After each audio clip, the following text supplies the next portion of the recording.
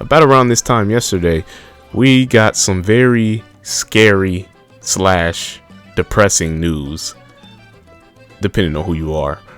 But before we get into that, make sure you hit the like button, subscribe, and hit the bell so you can know when I upload. So that news that I'm talking about that we got yesterday, out of nowhere, and I don't know if this is a rumor or if this is confirmed, but apparently the three big wigs, Xbox, Nintendo, and Sony, will not be a part of E3 2023.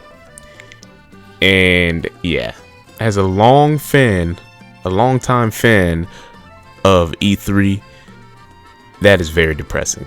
That's very sad because I mean, I've been looking at E3. I've been watching it or keeping up with it since I was in middle school. I used to watch it on TV when it was on G4. I don't think when they used to show it on G4, I don't think it was live. I think they would just show you the recording of everything. But I would watch all three conferences on G4, and I would just sit there and watch all the gameplay and stuff all day. And I used to do that every year since I was probably in 7th or 8th grade. But yeah, it's depressing. I mean, we kind of seen it coming ever since 2020, because in 2020 that was the first year we didn't have E3. I think, did we have it? Nah, it wasn't in 2020. But the company still had. I remember Nintendo. They still had they had a direct around that time. So we still was getting games and stuff. I don't think there was a direct that year. Let me see. You know what? Nope, we didn't get one. We got a bunch of direct minis and the partner showcases that year. So yeah, last year there wasn't an E3 last year, and we saw what Nintendo did. They didn't give us anything. We didn't get a direct or anything. We got a mini, or it was another partner showcase instead. So that's very scary. But Sony wasn't there last year, or no, the year before last, because there wasn't any E3 last year. But Sony wasn't even there the year before last, and that was weird. So the writing was kind of on the wall that these companies are starting to jump ship off the whole E3 train. But I mean, with Nintendo, it's they had it from the jump. The whole direct thing, they seen it coming. They been stopped doing presentations. This is the only thing Nintendo has done ahead of the other two companies, and that's directs. But even with the directs being there, it's when there's no E3, Nintendo just does some of the weirdest stuff. They just don't have anything at all, which is scary. Because if, let's say we get a direct, let's say, okay, so everyone's talking about it being a direct in February. Let's say we get a direct in February. Then we'll know about games that come out this first half of this year. Tears of the Kingdom will come out in May. Then we'll go to June. That's usually when E3 is. If Nintendo's not there, and they've already emptied out what we've seen in the direct for February, how are we going to see this information? Are they going to give us another direct? Or, because it's not going to be at E3, and we've seen the last time they weren't at E3, you saw what happened. We just got a freaking direct mini, or a partner showcase.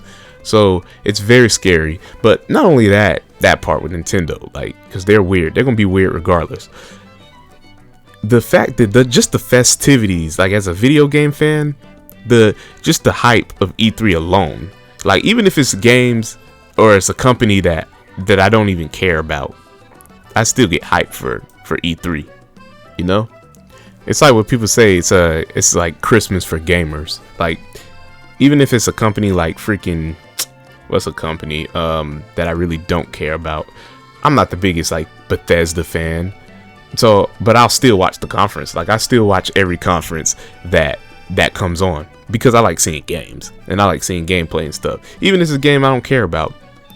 So if we're missing the big three, what all we're gonna have left? We're gonna have what? Square Enix, Bethesda, but Bethesda is Xbox, but still Bethesda. Who else usually has a conference? EA. That dog, come on. EA usually has the worst conference ever. But without the three big wigs, it's just pointless. Like, it just makes E3 pointless. And then you got Jeff Keighley making these what is it, the Summer Game Fest. We had Summer Game Fest last year, and that sucked. Like, that was just a worse E3 because like no one was there. There were no good games there. Barely any good games. There were some, like, there were a little bit of good games in there, sprinkled in there. That was when we saw One Piece Odyssey, you know. Well, games that I was interested in. You might have a different opinion than me, but from when I was looking at, it wasn't really any like hype stuff there. But yeah, I'm like, dang, the three big wigs not there. What's the point on even having any E3 in the first place? And so is E3 like dead? And if it is dead, are we just going to keep seeing companies follow the direct formula, or will they just release stuff when they want to show you? Or like, are we just going to go back to, well, no, E3 has been in existence for a minute, but I guess just these three companies are just going to show you stuff when they want to show you stuff. But if we're just dependent on Nintendo to be giving us information when they want to give us information, we're going to be in for some BS, because they withheld their information so close. Like, they don't want to show their hand at all. They always want to keep things close to them. Like let's go with Fire Emblem, for example. I heard that game, Fire Emblem Engage, I heard that game was done like a year and a half ago. So that game was finished, and we're just sitting on it. They're just sitting on it, waiting for it to come out. And we didn't know about it we didn't get a trailer for it until like 6 months before it came out, if that. I think it was 6 months. So messing around with Nintendo, we might not hear nothing from them for like half a year. And then they'll be like, yeah, here's this, and this. And it all comes out 5 months from now, you know? So if they don't have their own schedule, they're just going to be doing all types of wild stuff. Which, I mean, I care and I don't care, because I do like when they withhold their information and we know about a game. The wait time for the game doesn't feel as long. Like the release cycle, the hype cycle for Fire Emblem was very short. It was very short, but we just didn't know about anything before that. We just was like, okay, is there another Fire Emblem or not? You know? So it's very scary. But I do feel bad for E3 itself, because as a gamer, I love E3 and it's dying. But we've seen it coming.